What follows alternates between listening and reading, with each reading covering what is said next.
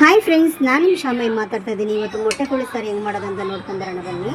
ನಾನು ಇವತ್ತು ಚಿಕನ್ನ ಚೆನ್ನಾಗಿ ವಾಶ್ ಮಾಡಿಟ್ಟು ಅದಕ್ಕೆ ಅಷ್ಟು ಉಪ್ಪು ಹಾಕಿ ಇಟ್ಕೊಂಡು ಇಳಿಸಿದ್ದೆ. ಈಗ ಅದನ್ನು ನಾನು ಇವಾಗ ಒಗ್ಗರಣೆಗೆ ಹಾಕ್ಕೊಳ್ತಾ ಇದ್ದೀನಿ. ಈಗ ಮೇಲೆ ಸ್ವಲ್ಪ ಕರ್ಬೇವು ಸೊಪ್ಪು ಹಾಕ್ಕೊಳ್ಳೋಣ.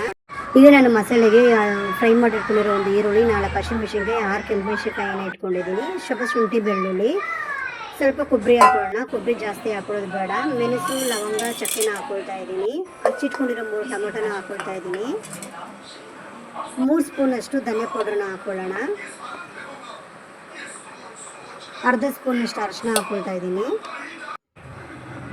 ಈಗ ಮೊಸರನ್ನ ಚೆನ್ನಾಗಿ ರುಬ್ಕೊಳ್ಳೋಣ. ಇವಾಗ ಸ್ವಲ್ಪ ಕೊತ್ತಂಬರಿ ಹಾಕ್ಬಿಟ್ಟು ಸ್ವಲ್ಪ ತರತರೆ ರುಬ್ಕೊಳ್ತಾ ಇದ್ದೀನಿ. ಫ್ರೈ ಮಾಡಿಟ್ಕೊಡೋ ಚಿಕನ್ಗೆ ಇವಾಗ ನಾನು ಮಸಾಲೆ ಹಾಕ್ಬಿಟ್ಟು ಒಂದು 5 ನಿಮಿಷ ನಾನು ಮಸಾಲೆ ವಾಸನೆ ಹೋಗೋವರೆಗೂ ಚೆನ್ನಾಗಿ ಫ್ರೈ ಮಾಡ್ಕೊಳ್ತಾ ಇದ್ದೀನಿ. ಮಿಕ್ಸಿ ಜಾರನ್ನ ತೊಳೆದ್ಬಿಟ್ಟು ಸ್ವಲ್ಪ ನೀರು ಹಾಕ್ಕೊಳ್ಳೋಣ. ಸಾರಿಗೆ ರುಚಿ ತಕ್ಕಷ್ಟು ಉಪ್ಪು ಹಾಕ್ಕೊಳ್ಳೋಣ. ನಾನು ಪಕ್ಕದಲ್ಲಿ ಸ್ವಲ್ಪ ಮೊಟ್ಟೆ ತೆಗೆದಿಟ್ಟಿದ್ದೆ, ಆ ಮೊಟ್ಟೆನ ಹಾಕ್ತಾಯಿದ್ದೀನಿ. ಮತ್ತು 2 ಮೊಟ್ಟೆ ಸಿಕ್ಕಿದ್ದು, ಜಾಸ್ತಿ ಸಿಕ್ಕಿಲ್ಲ.